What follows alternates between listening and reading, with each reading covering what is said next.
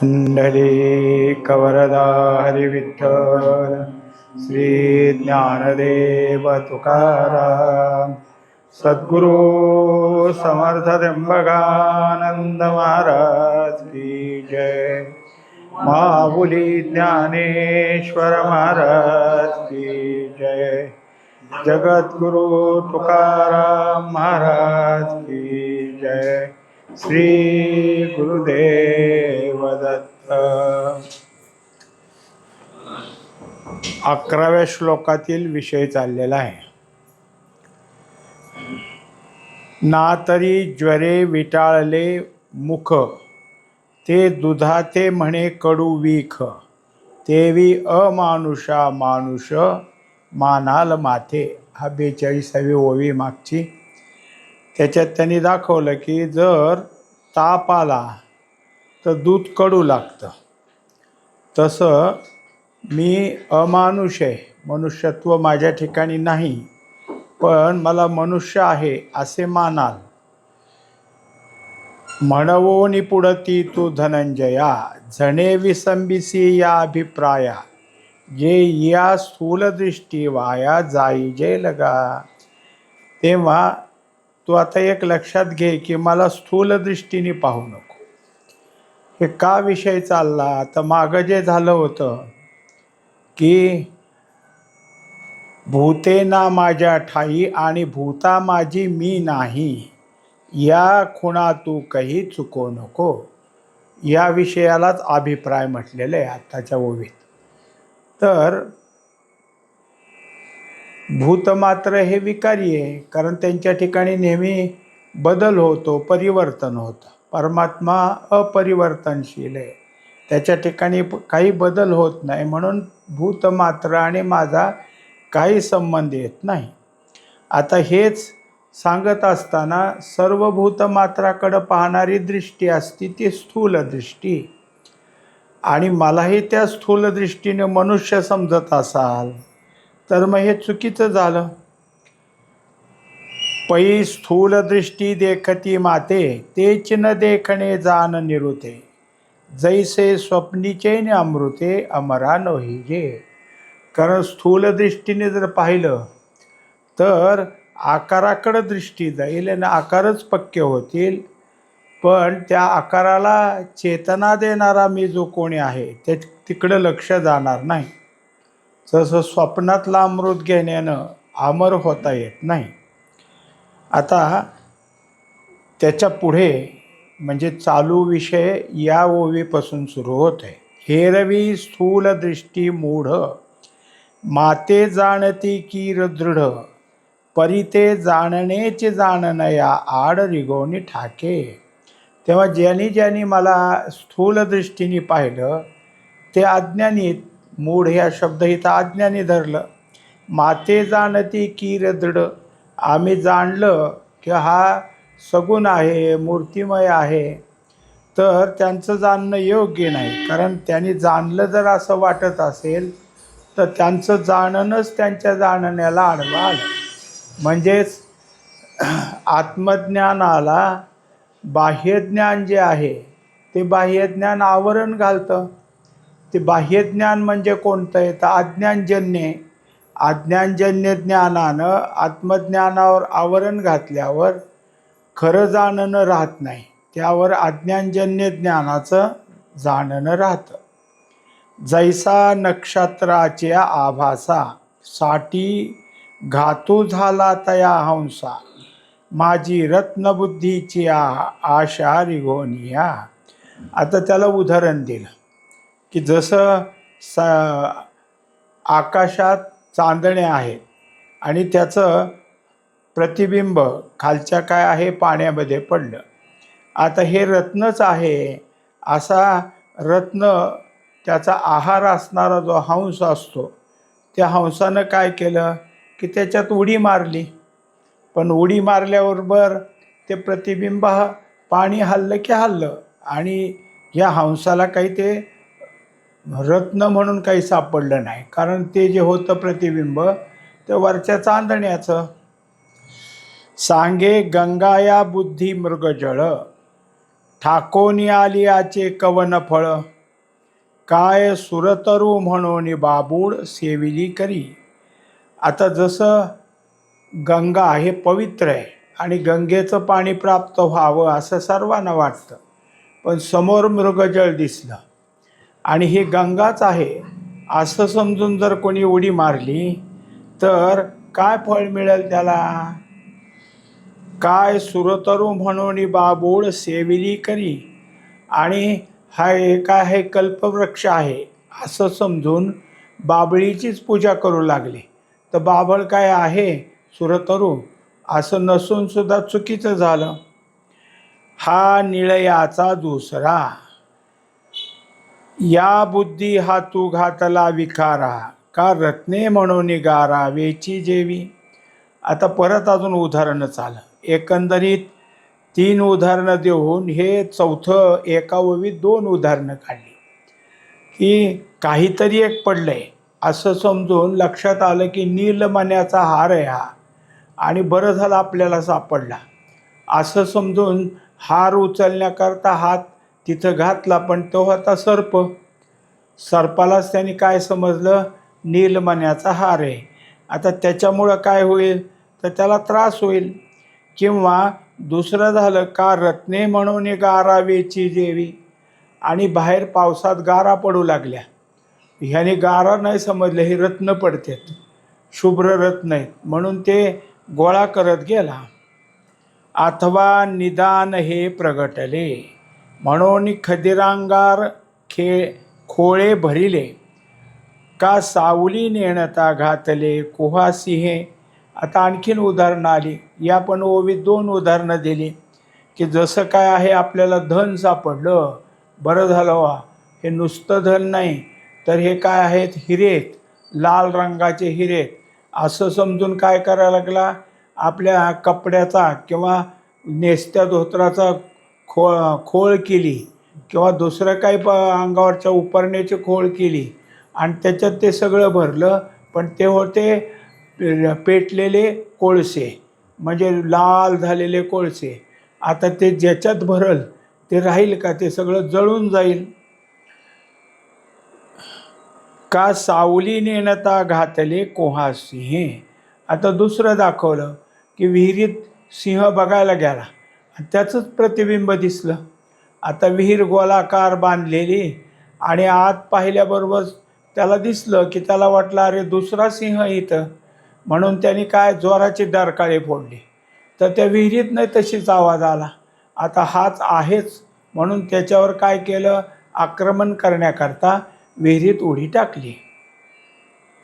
तेवी मी म्हणून प्रपंची, जीही बुडी दिधली कृतनिश्चयाची, तीही चंद्रासाठी जेवी जळीची प्रतिमा धरली. आता त्या सगळ्यानंतर आढावा घ्यायला सुरुवात केली, इतकी उदाहरणं दिली.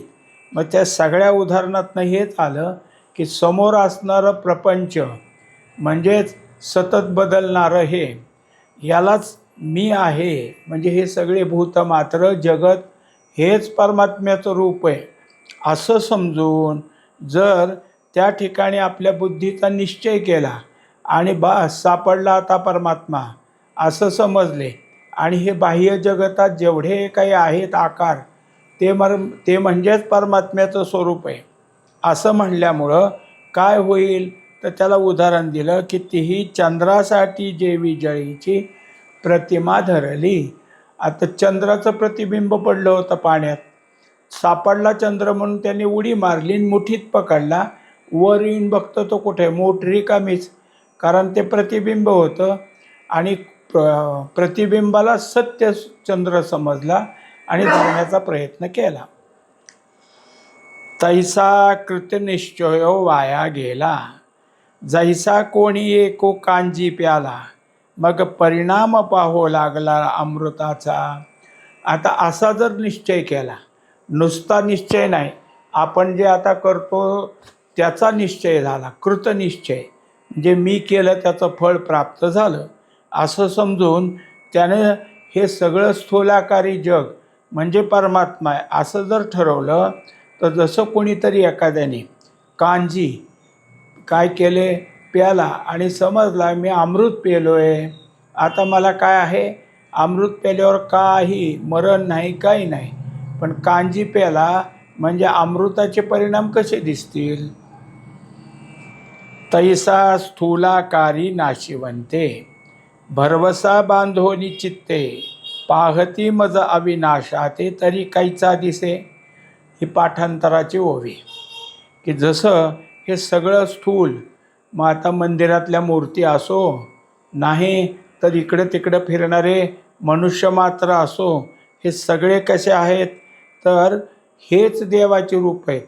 असं चित्ताच्या ठिकाणी भरवसा बांधला तर मी अविनाशी ह्याच्यात जर आहे असं समजत गेला, तर हे सगळं दिसतं हे अविनाशी कुठे आहे?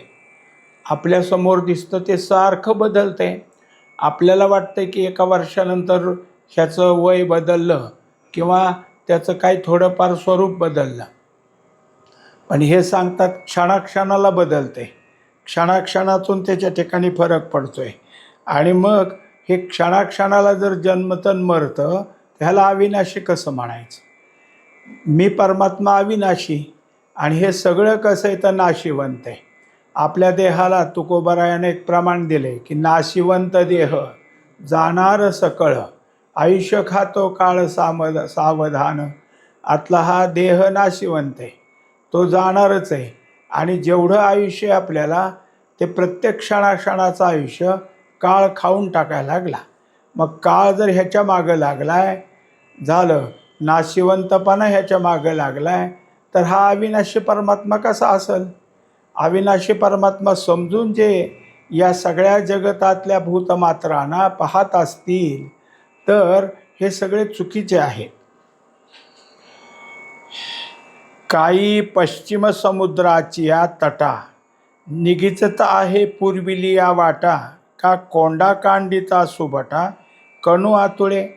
आता जर पश्चिमेकडं समुद्र आहे आणि तिकडं जर उडी मारली तर पूर्वेकडच्या तोंडाला येईल कसा तो? कारण तो पश्चिमेकडून तिकडंच जात जाईल, म्हणजे तो जसा येऊ शकत नाही, तसंच कोंडा म्हणजे भुसकटच आहे. आणि त्या भुसकटाला जर काय केलं तर उपणायला सुरुवात केली किंवा त्याला कांडण चालू केलं, घेतलं आणि ते कांडायला लागले, ते भुसकटच आहे मुळात. त्याच्यात कण कसे सापडतील, त्याच्यात धान्य कसं सापडेल? आता हे भुसकट सगळं धान्य काढून उरलेलं असतं आणि त्याच्यात धान्य हुडकायला लागला तर मग त्याचे कष्ट निष्कारण झाले. तैसे विकारले हे स्थूळ, जाणतेले या मी जाणतसे केवळ, जाणतेले या मी जाणवतसे केवळ, काही फेण पिती, फेण पिता जळ सेविले होय. आत्ता सगळ्यात महत्त्वाची गोष्ट झाली की आत्तापर्यंत आपण पाहत होतो की भूते माझ्या ठिकाणी नाही, मी भूताच्या ठिकाणी नाही. का नाही? तर भूते कोण आहे? तर विकारले, विकारवंत आहेत ते. हे विकारवंत भूत मात्र हे स्थूळ आहेत आणि त्या स्थूळाला मी जाणलं आहे असा म्हणणारा मला कसा जाणेल तो? म्हणजे त्यांनी काय केलं तर पाण्यावर येणारा जो फेस आहे तो फेसच गोळा केला आणि आता माझी तहान भागल, आता मला पोटभर पाणी प्यायला मिळालं असं समजेल, तर फेसातून पाणी कसं मिळेल? म्हणोनी मोहिलेनी मनोधर्मे, हेची मी मानोनी संभ्रमे, मग तेथीची जिये जन्मकर्मे, तिये मजची म्हणती. तेव्हा हे सगळं स्थूल आणि तेच भगवंताचं रूप आहे असं म्हणणारा कोण असतो? तर मोह आहे त्याच्या ठिकाणी. आणि मोहानं त्याचं मन त्या मोहात मोहिलं गेलेलं आहे आणि त्यामुळं समोर दिसतं ते सगळं स्थूल हेच काय आहे? भगवंताचं रूप आहे असं समजतो. आणि त्याच्या ठिकाणी तर जन्मकर्म आहे, तो जन्माला येतो, कर्म करतो, असाच असणारा त्याच्या ठिकाणी माझं स्वरूप कसं असेल? एतुलेनी अनामा नाम, मज अक्रियासी कर्म, विदेहासी देहधर्म आरोपिती. तेव्हा मी कसा आहे? स्पष्ट दाखवलं, मी अविनाशी आहे, मी निराकारी आहे, माझ्या ठिकाणी कोणत्या प्रकारचं जन्म मरण नाही, जन्म कर्म नाही, तरीसुद्धा मला त्यांनी नाव दिलं, अनाम्या ना. मला कसलं नाम नाही तरी नाव दिलं. माझं अक्रियासी कर्म आणि मी काही नाही, अक्रिय आहे. तरी काय करतात, देवाने असं केलं, देवाने तसं केलं, देव कुणाचं काय करतो हे कर्म माझ्या ठिकाणी ढकलतात. विदेहासी देहधर्म आरोपिती. आणि मी मुळात विदेही. मला देहच नाही तरीसुद्धा मला काय आहे, हे माझ्या ठिकाणी देह समजतात, माझे पाय समजतात, माझे हात समजतात, माझ्या पायावर डोकं ठेवतात, माझ्या हात आशीर्वाद दिला असं समजतात. हे सगळं काय आहे, आरोपिती. माझ्यावर आरोप करतात. माझं आकार शून्य आकारू, निरुपाधिका उपचारू, मज विधिविवर्जिता व्यवहारो आचाराधिक. आता मला कोणताच आकार नाही तरी माझं कुठलं ना कुठलं तरी आकारी रूप धारण करते. आणि मला काही उपाधी नसताना त्या आकाराच्या रूप किंवा त्या रूपाच्या ठिकाणी मी आहे असं समजून मला सत्वगुणी समजतात किंवा मी गुणाच्या पलीकडे असं समजतात. मग मला जर आकारच नाही तर मला पाय कुठून असतात? माझं अचरणाचरणू, माझ्या ठिकाणी पायच नाहीत. आणि मग तरीसुद्धा मला काय करतात, पायावर उभा राहिला आहे, मांडी घालून बसला आहे असा आरोप करतात. शिवाय पाणी, मला हात नाहीत तरी माझे हात आयुध घेतलेले आहेत, माझे हात मोकळे आहेत असं समजतात. मज अमेया मान, सर्वगतासी स्थान, जैसे सेजे माझी वन निदेले देखे. तसंच मला कुठल्याही प्रकारचं काही नाही तरी मला हा मान देतात की हा सर्वश्रेष्ठ आहे, याचं सगळं आग्रपूजा आहे असा मला मान देतात. शिवाय मी सर्व ठिकाणी व्यापक आहे तरी काय समजतात, ह्याचं हे स्थान आहे. म्हणजे माझं एक ठिकाण समजतात. माझ्या ठिकाणाला सगळेजण दर्शनाला येतात, आम्ही त्या ठिकाणाला जाऊन आलो असं सगळ्याला म्हणतात. वास्तविक पाहता मी सर्व ठिकाणी, मी अमक्याच एका ठिकाणचा नाही. आता त्यांनी दाखवून दिलं की जसं वन आहे ते वन काय आहे, सर्व व्यापक असतं. तर सेजे माझी वन निदेले देखे, आणि तेच कुठंतरी अंतरुणावर झोपले पसरलेलं वन, असं कधी होईल का? तैसे अश्रवणा श्रोत्र, मज अचक्षुची नेत्र, अगोत्रागोत्र अरूपारूप. आता जे काही स्थूलामध्ये असतं ते इथं काढलं. स्थूलात जसा आकार सांगितला आहे, पाय हात सांगितलेत, तसं आता सांगितलं की मला कान आहेत असं समजतात, मला डोळे आहेत असं समजतात. शिवाय माझी बाकीची इंद्रिय आहेत असं त्या ठिकाणी समजतात. वास्तविक मी कसा आहे, अरूपारूप. मी अरूप आहे, पण मला या सगळ्या अवयवासह रूपवान समजतात. मज अव्यक्तासी व्यक्ती, अनार्थासी आरती, स्वयंतृप्ता तृप्ती भाविती गा. मी अव्यक्त आहे तरी देव अवताराला आला, देव प्रकट झाला असं म्हणतात. माझ्या ठिकाणी अनार्थता आहे, म्हणजे काही मला इच्छा नाही तरी देवाला हे आवडतं, देवाला कोणतं गंध आवडतं, देवाला कोणती फुलं आवडतात, देवाला कोणते कपडे आवडतात, देवाला कोणता नैवेद्य आवडतो, हे सगळं माझं काही नसताना मला देतात आणि मी तृप्त झालो आहे असं समजतात. माझं अनावरणा प्रावरण, भूषणातीताती भूषण, माझं सकळ कारणा कारण देखती ते. आता मी आकारीच नाही तरी मला काय आहे, अनावरण असं समजायला पाहिजे. पण मला अंगावर पांघरुणं घालतात, म्हणजे कपडे लत्ते, त्याच्याहून शेला, म्हणजे अनेक प्रकारचे वस्त्र हे सगळे माझ्या अंगावर घातले जातात. परत काय आहे, मला कशाची गरज नाही पण दागदागिने घातले जातात आणि कोणतंच कारण माझ्याजवळ नाही पण हे सगळं कारण दाखवतात. आणि या कारणामुळं आम्ही ह्याला हे दागिने घातले, हे कपडे घातले, आज असं आहे म्हणून कपडा घातला, आज ते आहे म्हणून कपडे घातले. मग वेगवेगळे रंग, वेगवेगळी दागिने, ज्या त्या वेळेला लागत असतं त्या त्या वेळेला ते घातलं जातं आणि सांगायचं की अमक्या वारेला अमका रंग, अमक्या वेळेला अमके दागिने, तसं मला घातलं जातं. मज सहजाते करीती स्वयंभाते प्रतिष्ठिती निरंतराते आव्हानिती विसर्जती गा. आता दुसरं स्वरूप दाखवलं. मी कुठेही आहे नाही असा नाही, मी सहज आहे. आसन शिवाय मी स्वयंप्रभ आहे, म्हणजे मला कुठं मी कोणामुळं निर्माण झालो असं नाही, स्वयंभत आहे मी. आणि तरीसुद्धा माझी कुठंतरी मूर्ती निर्माण करते, तिची प्रतिष्ठा करते.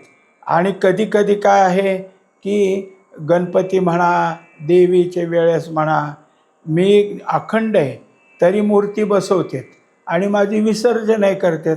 म्हणजे मला प्रकटही करतात आणि पुन्हा विसर्जनही करतात.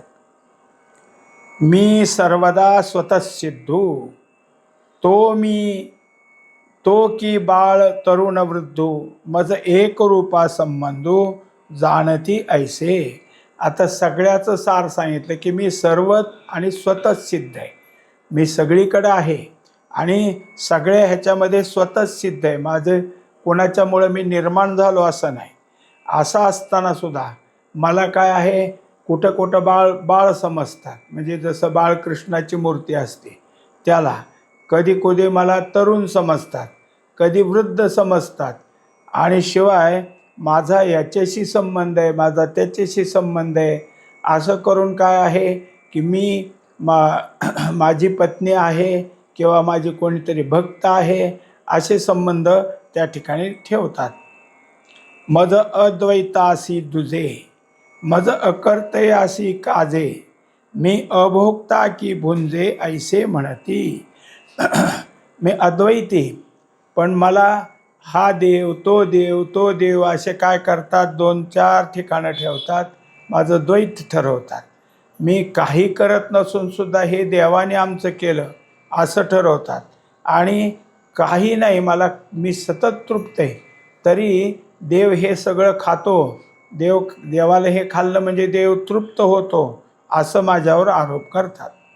मज अकुळाचे कुळवानिती, वास्तविक पाहता माझा जन्मच नाही तर माझं कुळ कुठून असणार, पण मी या कुळाचा आहे, माझं कुळ कोण आहे हे सगळं ठरवतात. माझं नित्याचे निधने शिणती, आणि मी अखंड आहे, पण माझा आता अवतार संपला, देवाने आपलं शरीर टाकून दिलं, निधन झालं असं म्हणून काय आहे की सगळे दुःखी होतात की देव होता आणि देव संपला, अशा तऱ्हेनं दुःख करतात. मज सर्वांतराते कल्पिती अरिमित्र गा, आणि मी सर्व ठिकाणी सारखा आहे तरीसुद्धा हा माझा मित्र आहे आणि हा माझा शत्रू आहे, असे शत्रुमित्राचे आरोप माझ्या ठिकाणी माझं मन असे असे आरोप त्या ठिकाणी करतात. मी स्वानंदाभिरामू, तया मजा अनेक सुखाचा कामू. आता मी कसं आहे तर माझ्या ठिकाणी परमसुख आहे, या परमसुखामध्ये मी अत्यंत काय आहे, तृप्त आहे. तरी मला यापासून सुख झालं त्यापासून सुख झालं असं ठरवतात. आघवाची मी असे समू की म्हणती एकदेशी. आता तेच दाखवलं, मागच्या ओव्यात तेच आलं की मी सर्व ठिकाणी सम आहे, पण मला ह्या मंदिरातलाच पुन्हा त्या मंदिरातलाच असं ठरवते. मी मंदिराच्या बाहेर नसून मंदिरातल्या मूर्तीचंच आहे असा माझ्यावर आरोप होतो. मी आत्मा एक चराचरी, म्हणती एकाचा कै पक्ष करी, आणि कोपोनी एका ते मारी हेची वाढविती. आता मी आत्मा म्हणून सर्व व्यापक आहे, चराचरात माझं स्वरूप आहे, तरी पण मला कोणीतरी काय आहे माझ्या विरुद्ध आहे, माझ्यासाठी काहीतरी तो खोड्या करतो आणि मी त्याच्यावर काय करतो की आक्रमण करतो आणि त्याला मारतो. हे सगळं माझ्यावर आरोपित करतात. किंबहुना ऐसे समस्त, जे हे मानुष्य धर्म प्राकृत, तयाची नावे मी ऐसे विपरीत ज्ञान तयाचे. तेव्हा एकंदरीत काय आहे की हे सगळं वरचं जे निरूपण झालं. ते कसं झालं तर मला मनुष्य धर्म समजून मी मनुष्य आहे आणि शिवाय कसा आहे की सगळीकडं स्पष्ट दिसणारा असणारा असा एक काय आहे मी सर्वव्यापक असा आणि पूर्ण अस्वच्छ असा इतकं सगळं काय आहे माझ्यावर आरोपित केलं. आता या सगळ्यामुळे माझं कोणत्याच प्रकारचं काय आहे पवित्रपणा कमी झाला नाही, मंगलपणा कमी झाला नाही असं आहे. पण या सगळ्या गोष्टीचा आरोप केल्यामुळे माझ्या ठिकाणी मनुष्यत्व धारण केलं. हे काय झालं तर विपरीत ज्ञान झालं. मी मनुष्यत्व नसूनसुद्धा मला मनुष्यत्व समजणं. शिवाय माझ्या ठिकाणी कोणत्या प्रकारची बंधनं नाहीत तरी बंधन घालणं किंवा अनेक गोष्टी मला लागू झाल्या आहेत असं समजणं, हे सगळं विपरीत ज्ञान आहे. विपरीत म्हणजे कोणतं तर आत्मज्ञानाव्यतिरिक्त वेगळं दाखवलं जाणारं ज्ञान म्हणजे विपरीत. त्याला दुसरं नाव आलं उलटं. मला उलटं समजतात, कारण जी गोष्ट माझ्या ठिकाणी नाही ती आहे असं म्हणणं हे उलटं झालं, म्हणून त्याला विपरीत म्हटलं गेलं. जव आकारू एक पुढा देखती तव हा देव येणे भावे भजती, मग तोची विघटती या टाकीती नाही म्हणून. आता कधी काय होतं, माणसं काय करतात, कुठंतरी रस्त्याने फिरतात. विशेषतः काय आहे, नदीच्या पात्रातून जायचं. आता पाणी नसलं म्हणजे वाळू असते. फिरता फिरता एखाद्या वाळूचा खडा काहीतरी वाटतं, हातात घेतलं की मग म्हणतो अरे हे गणपती आहे, दुसरा म्हणतो हे मारुती आहे. असं करून काय करतात, मला देव म्हणून घरी आणतात आणि काही कारणानं पूजा अर्चा करताना त्या हातातनं पडला फुटला की मला टाकून देतात. म्हणून मग मी जोपर्यंत आहे त्यात आकार दिसला की मला त्या आकाराचा समजते. पुढं काय आहे, तोच विघडली या टाकीती किंवा बिघडली या. मग त्याच्या ठिकाणी काय आहे, काही बिघाड झाला. कधी काय असतं, फुटतं म्हणा किंवा एखादा तुकडा कशांतरी निघतो. तसं झालं की मग म्हणते अरे हे नाही, आता ह्या देवाला घरात ठेवू नये, टाकून द्या. असं करून काय करतात, मला टाकूनही देतात. माते येणे येणे प्रकारे जाणते मनुष्याईसेने आकारे. याप्रमाणे मला जे जे काही अज्ञानीत मला जाणत नाहीत ते काय करतात, मला मनुष्य समजतात आणि माझा तो जो काही आकार आहे त्या आकारालाच त्यांच्या ठिकाणी काय आहे मनुष्यत्व आले अवताराला असं समजून मला त्या ठिकाणी काय करतात, माझंच स्वरूप पण मनुष्य अवतारित आहे असं म्हणतात. म्हणून ज्ञानची ते अंधारे ज्ञानाशी करी. तेव्हा जे मुख्य ज्ञान आहे त्याला दुसऱ्या ज्ञानानं झाकून टाकलं. दुसरं ज्ञान म्हणजे कोणतं तर अज्ञान. ज्या ज्ञानानं परमात्मा समजून घ्यायला पाहिजे ते ज्ञान जर समजत नसेल तर ते उरलेलं ज्ञान असतं, त्याला अज्ञान म्हणायचं. आणि अज्ञान काय करतं, सामान्य ज्ञानावर झाकण टाकतं. अज्ञान म्हणजे काय, जगताचं विशेष ज्ञान. जगताचं विशेष ज्ञान झालं की परमात्म्याचं सामान्य ज्ञान त्याखाली झाकलं जातं. मग त्यामुळं ज्ञानानेच ज्ञानाला झाकलं असं होतं. आणि तसं या ठिकाणी मला केलेलं आहे. पुंडलिक वरदारी विठ्ठल श्री ज्ञानदेव तुकाराम सद्गुरू समर्थ त्र्यंबकानंद महाराज की जय. महाबुली ज्ञानेश्वर महाराज की जय. जगद्गुरु तुकाराम महाराज की जय. श्री गुरुदेव दत्त.